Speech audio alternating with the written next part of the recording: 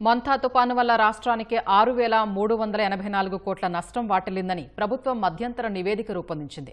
దీని ఆధారంగా సాయం చేయాలని, ఉదారంగా ఆదుకోవాలని, తక్షణం 2,622 కోట్లు మంజూరు చేయాలని సీఎం చంద్రబాబు కేంద్ర బృందాన్ని కోరారు. గత పాలకులు విపత్తు నిధిని ఖాళీ చేశారని వివరించారు. ఆర్టీజీఎస్ వ్యవస్థ ద్వారా నష్టాన్ని తగ్గించిన తీరును కొనియాడిన కేంద్ర బృందం సీఎం చంద్రబాబును ప్రశంసించింది. మొంతా తుపాను వల్ల వాటిల్లిన నష్టంపై త్వరితగతిన నివేదిక ఇచ్చి ఉదారంగా ఆదుకునేలా సిఫార్సు చేయాలని కేంద్ర బృందాన్ని సీఎం చంద్రబాబు కోరారు. తుపాన్తో ఇళ్లు, రహదారులు, విద్యుత్ స్తంభాలు, పంటలు, ఆక్వా, చేనేత రంగాలు దెబ్బతిన్నాయని, 6,384 కోట్ల రూపాయల నష్టం వాటిల్లిందని వివరించారు. ఉండవల్లిలోని సీఎం క్యాంపు కార్యాలయంలో తుపాను నష్టంపై అంచనాకొచ్చిన కేంద్ర హోంశాఖ సంయుక్త కార్యదర్శి పాసుమి బసు నేతృత్వంలోని బృందం సీఎం చంద్రబాబుతో సమావేశమైంది. క్షేత్రస్థాయిలో జరిపిన పరిశీలన అంశాల్ని సీఎం దృష్టికి తెచ్చింది. 2 బృందాలుగా వేర్వేరు ప్రాంతాల్లో పర్యటించి తుపాను నష్టాన్ని అంచనా వేశామని వివరించింది. మొంతా తుపాను, భారీ వర్షాల వల్ల జరిగిన నష్టంపై రాష్ట్ర రెవెన్యూ శాఖ ప్రత్యేక ప్రధాన కార్యదర్శి ప్రెజెంటేషన్ ద్వారా కేంద్ర బృందానికి వివరించారు.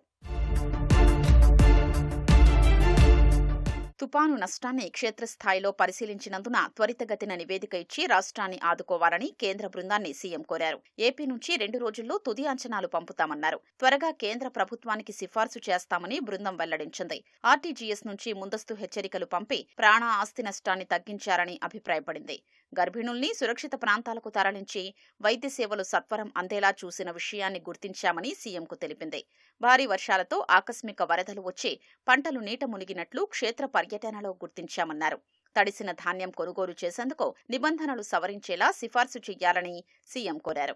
రాష్ట్ర విభజన, గత పాలకుల విధ్వంసం ఏపీకి తీవ్ర నష్టాన్ని మిగిల్చిందని సీఎం కేంద్ర బృందానికి వివరించారు. రాష్ట్ర విపత్తు నిధుల్ని దారి మళ్లించారని, కేంద్ర ప్రాయోజిత పథకాల్ని నిలిపేశారని, ఈ అంశాన్ని కేంద్రానికి నివేదించామని సీఎం అన్నారు.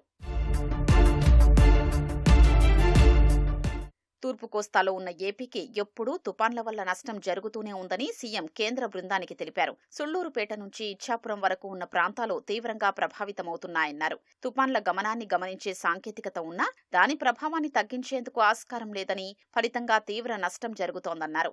తీర ప్రాంతాల్లో సముద్ర కోత నివారణకు వేర్వేరు చోట్ల పనులు చేపట్టేందుకు నిధులు కేటాయించేలా చూడాలని కోరారు. రాష్ట్రంలో పిడుగుల హెచ్చరికల వ్యవస్థ, లైట్నింగ్ అరెస్టర్ల ఏర్పాటు, అటవీ ప్రాంతాల్లో అగ్ని ప్రమాదాల నివారణ వ్యవస్థల ఏర్పాటుకు నిధులు కేటాయించేలా చూడాలని కోరారు.